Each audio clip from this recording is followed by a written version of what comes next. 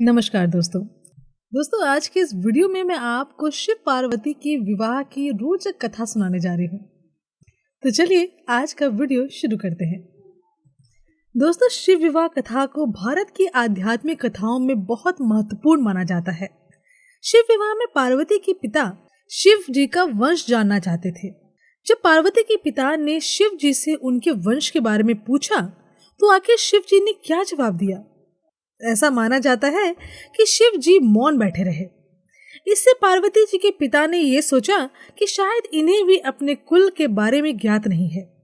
दोस्तों, भगवान शिव और पार्वती की शादी बड़े ही भव्य तरीके से आयोजित हुई थी। पार्वती की तरफ से कई सारे उच्च कुलों के राजा, महाराजा और शाही रिश्तेदार इस शादी में सम्मिलित हुए थे। वहीं दूसरी ओर भगवान शिव की ओर से कोई रिश्तेदार नहीं था, क्योंकि वे किसी भी परिवार से ताल्लुक नहीं रखते थे। आइए जानते हैं कि आगे क्या हुआ।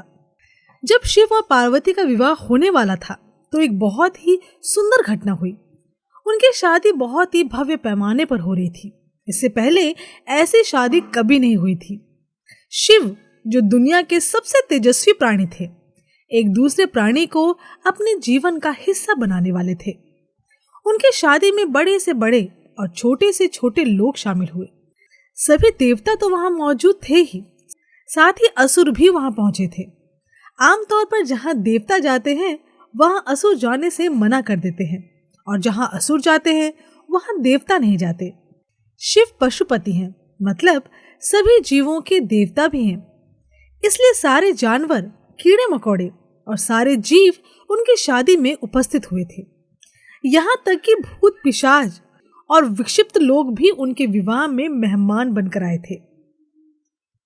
उनकी आपस में बिल्कुल नहीं बनती थी, मगर ये तो शिव का विवाह था, इसलिए उन्होंने अपने सारे झगड़े भुलाकर एक बार एक साथ आने का मन बनाया। ये एक शाही शादी थी, एक राजकुमारी की शादी हो रही थी, इसलिए विवाह समारोह से पहले एक अहम समारोह होना था। भगवान शिव और देवी पार्वती की वंशावली के बखान की रस्म होने वाली थी। वर वधू दोनों की वंशावली घोषित की जानी थी।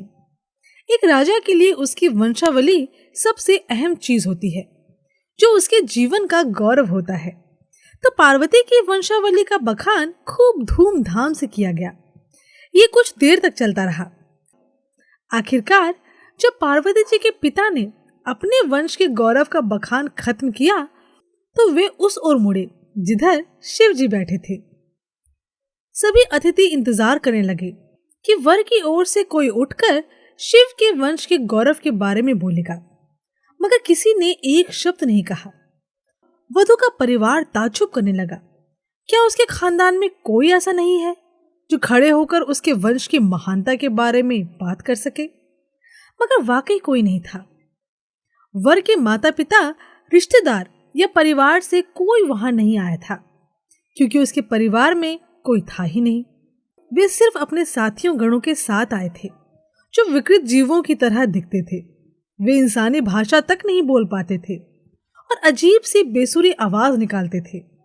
वे सभी नशे में चूर और विचित्र अवस्थाओं में लग रहे थे। फिर जब पार्वती के पिता पर्वतराज ने शिव से अनुरोध किया कि कृपया अपने वंश के बारे में कुछ बताइए, शिव कहीं शून्य में दिखते हुए चुपचाप बैठे रहे। वो ना तो दुल्हन की ओर देख रहे थे, ना ही शादी को लेकर उनमें कोई उत्साह नजर आ रहा था। वो बस अपने गणों से घिरे हुए बैठे थे और शून्य में घूरते रहे। वधू पक्ष के लोग बार बार उनसे ये सवाल पूछते रहे, क्योंकि कोई भी अपनी बेटी की शादी ऐसे आदमी से नहीं करना चाहेगा जिसके वंश का अता पता ना हो। वधू पक्ष को जल्दी थी, क्योंकि शादी के लिए शुभ मुहूर्त तेजी से निकलता जा रहा था, मगर शिव मौन रहे। चलिए आपको कथा पुराणों के अनुसार शिव पार्वती की विवाह की कथा बताते हैं। माता सती को ही पार्वती, दुर्गा, काली, गौरी, उमा, जगदम्बा, गिरिजा, अम्बे, शेरावाली, शैलपुत्री, पहाड़ा वाली, चामुंडा, तुलजा, अंबिका आदि नामों से जाना जाता है। इनकी कहानी बहुत ही रहस्यमय है। ये किसी एक जन्म की कहानी नहीं, कई जन्मों और कई रूपों की कहानी है। देवी भागवत पुराण में माता के 18 रूपों का वर्णन मिलता है। हालांकि 9 दुर्गा और 10 महाविद्याओं कुल 19 के वर्णन को पढ़कर लगता है कि उनमें से कुछ माता की बहनें थीं और कुछ का संबंध माता के अगले जन्म से है।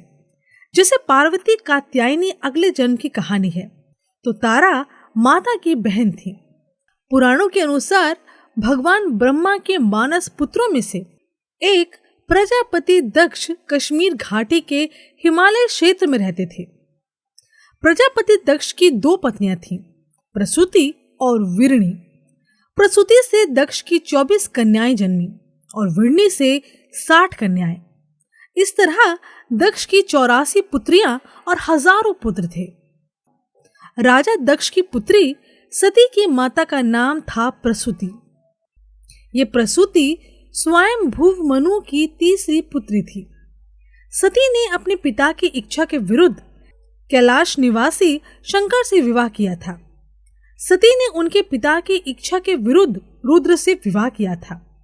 रुद्र को ही शिव कहा जाता है और उन्हें ही शंकर। पार्वती शंकर के 2 पुत्र और 1 पुत्री हैं। पुत्र गणेश, कार्तिकेय और पुत्री वनलता। जिन 11 रुद्रों की बात कही जाती है, वे सभी ऋषि कश्यप के पुत्र थे और उन्हें शिव का अवतार माना जाता था। ऋषि कश्यप भगवान शिव के साढ़ू थे। माँ सती ने एक दिन कैलाशवासी शिव के दर्शन किए और उन्हें उनसे प्रेम हो गया। लेकिन सती ने प्रजापति दक्ष की इच्छा के विरुद्ध भगवान शिव से विवाह कर लिया। माता सती के पिता दक्ष इस विवाह से संतुष्ट नहीं थे, क्योंकि सती ने अपनी मर्जी से एक ऐसे व्यक्ति से विवाह किया था जिसकी वेशभूषा और शक्ल दक्ष को कतई पसंद नहीं थी और जो अनार्य था। दक्ष ने एक विराट यज्ञ का आयोजन किया, लेकिन उन्होंने अपने दामाद और पुत्री को यज्ञ में निमंत्रण नहीं भेजा। फिर भी सती अपने पिता के यज्ञ में पहुंच गई, लेकिन दक्ष ने पुत्री के आने पर उपेक्षा का भाव प्रकट किया और शिव के विषय में सती के सामने ही अपमानजनक बातें कही। सती के लिए अपने पति के विषय में अपमानजनक बातें सुनना हृदय विदारक और घोर अपमानजनक था। ये सब वो बर्दाश्त न कर पाए और इस अपमान की कुंठावश उन्होंने वहीं यज्ञ कुंड में कूदकर अपने प्राण त्याग दिए। सती को दर्द इस बात का भी था कि वो अपने पति के मना करने के बावजूद इस यज्ञ में चली आई थी। सती को दर्द इस बात का भी था कि वो अपने पति के मना करने के बावजूद इस यज्ञ में चली आई थी और अपने 10 शक्तिशाली 10 महाविद्या रूप बताकर डराकर पति शिव को इस बात के लिए विवश कर दिया कि उन्हें सती को वहां जाने की आज्ञा देनी पड़ी। पति के प्रति खुद के द्वारा किया गया ऐसा व्यवहार और पिता द्वारा पति का किया गया अपमान सती माता बर्दाश्त न कर पाई और यज्ञ कुंड में कूदकर अपने प्राण त्याग दिए। बस यहीं से सती के शक्ति बनने की कहानी शुरू होती है। माता सती के कुंड में कूदकर प्राण त्याग देने की बात सुनकर शिव जी बहुत दुखी हुए और शिव ने वीरभद्र को भेजा, जिसने दक्ष का सिर काट दिया।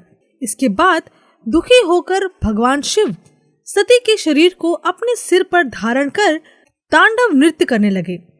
पृथ्वी समेत तीनों लोकों को व्याकुल देखकर भगवान विष्णु ने अपने सुदर्शन चक्र द्वारा सती के शरीर के टुकड़े करने शुरू कर दिए और इसी तरह सती के शरीर का जो हिस्सा और धारण किए आभूषण जहां जहां गिरे वहां वहां शक्तिपीठ अस्तित्व में आ गए।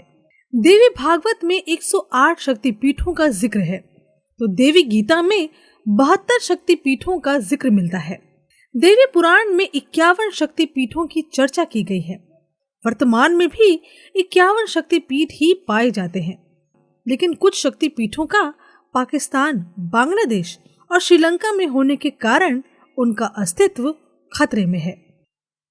दोस्तों, आशा करती हूँ कि आज माता सती और भगवान शिव से जुड़ी ये कथा आपको जरूर पसंद आई होगी। अगर हाँ, तो इस वीडियो को लाइक जरूर करें, अपने दोस्तों के साथ शेयर करें, साथ ही हमारे चैनल को सब्सक्राइब करना ना भूलें ताकि ऐसी ही दिलचस्प कहानियाँ आप तक लाते रहें।